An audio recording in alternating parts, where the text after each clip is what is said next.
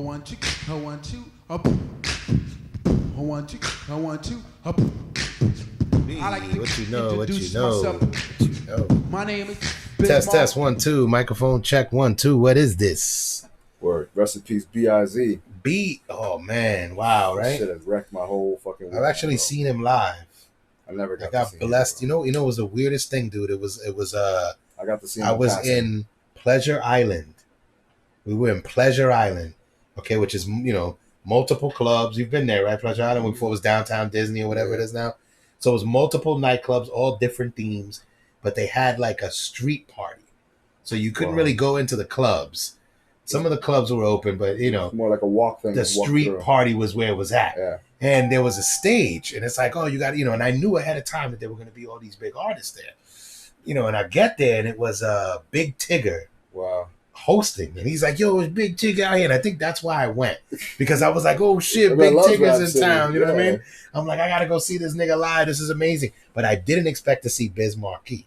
They talked about all these other artists. They were big artists. I can't remember who the fuck was there. He was primarily DJing. This is pre, any cell phone. Oh yeah. You would have like either a pager on you or like the first cell phones that didn't have cameras on them. You weren't really walking around with a camera. I wasn't. And fucking Big Tigger comes out. He's fucking with girls. He's flirting. He's just acting like a fucking drunk idiot.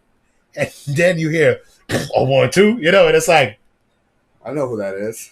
1 2. You're like, what the what? You're like, what?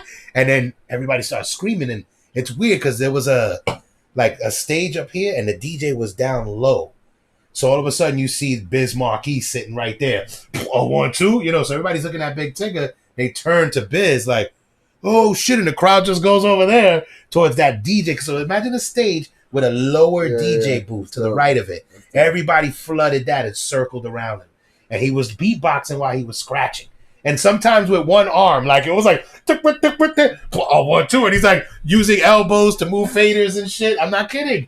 You're like, wow. Like, you could tell he did this shit. He does the all belly day. shit. Yeah, bro. He did the belly he used shit the with the bellies, fade. all of that, bro. All of that, bro.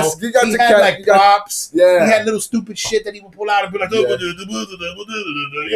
And you're like, what the fuck am I watching? He said the most amazing DJ He said he had to become a magician with the DJ shit because he understood. Amazing, bro. He said he understood, and the way he was looking at the way rap was going, he knew he couldn't continue.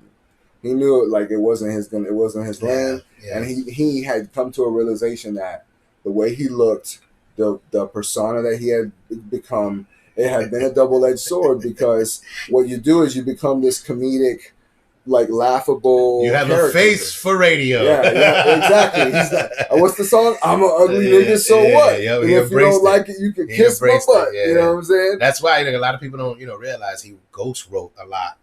He was ghostwriter for Big Daddy Kane. And, some of them weren't known. It was like, look at the credits. It's right there. Nobody's hiding it. He ghost wrote for Master Ace. And then it turned around and flipped. And while he was traveling, they became the writers for him later on. You know what I was listening to the other day, bro? Brainiac, Dum Buster, Scientifical, Fun the Force and the Force is Centrifugal. Can you find it? What is that? Meet out, man. Don't sleep. Yeah, I got the woofers in my G. Sitting on Chrome. Then right. So the remix and the original, right? But when he goes in the song, he goes, oh, he does that. Master Ace does that shit, and I kind of thought to myself, I wonder if Biz helped write that. Because he does something where he does the and it's the Biz trademark, and I'm like, I think Biz wrote that shit. I think Biz was sitting there with him, and coming up with this West Coast shit. You know what I mean? They all knew how those patterns became the best parts of the song.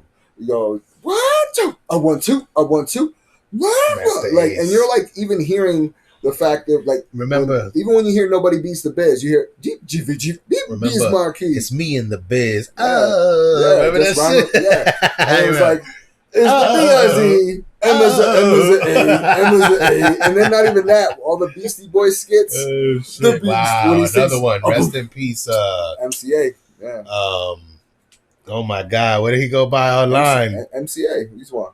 No, man, not Beastie Boys. I'm thinking of the Fat Boys. One of them passed away. The Fat Boys, yeah. Prince Markie D just passed away. Yeah, wow. MCA passed away a few years from from cancer, MCA from the Beastie Boys. So now there's only 2 Beastie Boys left. And then Ricky Powell passed away, which was their famous photographer who I met. I have the huge Run DMC in Paris poster in my room. Yeah. He took that picture for Def Jam, and I have that poster up, and it says, to Rod, iconic hip-hop photographer, you know, or like Ricky was everywhere. Music photographer. But also just New York culture in general, because there's the pictures of him and Laurence Fishburne after fucking King of New York, and he's hanging out in a denim jacket with now Laurence Fishburne. Oh, Larry Fishburne. Yo, the shit. He's like, yo, ain't nobody calling you Laurence, nigga. That Cameron shit is hilarious. I love blowing people's mind when I tell them he was on Pee Wee's Playhouse and he was the black cowboy. Oh, he's the cowboy. And they're like, get the fuck out of here. Everybody I tell them, they're like, that was it. And you're like, yo, with the big and you gotta play this shit again, and they're like, oh my god. Yeah, before he was jumped. Bro, think about right, the cowboy shows up and all he ever wanted to do was flirt with the girl that was Pee Wee's girlfriend. Remember? Like she would come over and be like, Pee Wee, I made you cookies, and the black cowboy would show up and be like, hey, sweetheart, you're looking kind of sexy. Yeah. I'd like to get in your rootin' tootin', you know.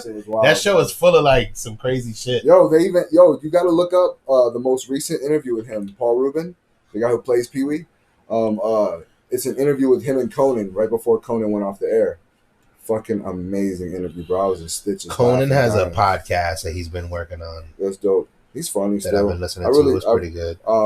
He just lets random people call in. That's fucking hilarious. They just call in and hi, my name is Janine and I'm 25. And he's like, well, Janine, you're 25. And guess what I did when I was 25? You know, they'll just go off. And you're like, he's like that, bro. You know, sometimes it's like a normal convo, and other times you just like, wow, Conan, wow. That Conan shit with him traveling around is probably my favorite shit on Netflix for a while. When it first did, that was awesome. Yeah, he went to Cuba and shit for like 3 years ago.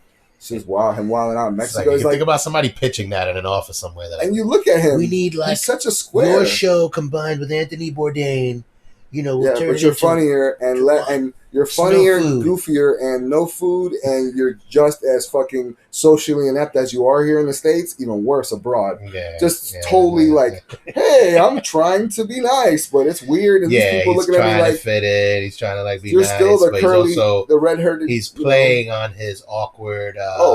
I'm an American. I don't know anything. You know, I can get away with this by just pretending I don't know. I'm not only a gringo, I fucking look like I glow, and I have red hair. I'm not super gringo now. Like, imagine that. Imagine like you're from another country. You see this, and then you see him 7 foot tall, and then you dopes out. He dopes out and gets in costumes, and the bird costume one. I fucking damn near threw up. I was laughing so hard. This nigga dressed up like a fucking bird, bro, and I was like, what the fuck is this nigga doing? And then what happens? A few weeks later, I walk into GameStop and they got the whole line of fucking pops of Conan dressed up in all that ridiculous shit he wore on the show. And I'm like, that's one of those secret, that's one of those secret things where man. The merchandising is heavy, the image, like he has an image. You hear the story about Kim Kardashian. She sued I think it was a company called Candies. They had a commercial and the girl looked just like Kim Kardashian, same hair, same. And she was able to sue on, this is my likeness, I'm famous for this. Mm-hmm. You can't take this, It'd be like you trying to be Carrot Top. Mm-hmm. You come out with a big red curly headed thing and you're throwing props around, he's going to probbe step in and be like, oh, I'm that guy. That's my shit. You're taking it. That's my whole act. So your hair needs to be blue. Yeah.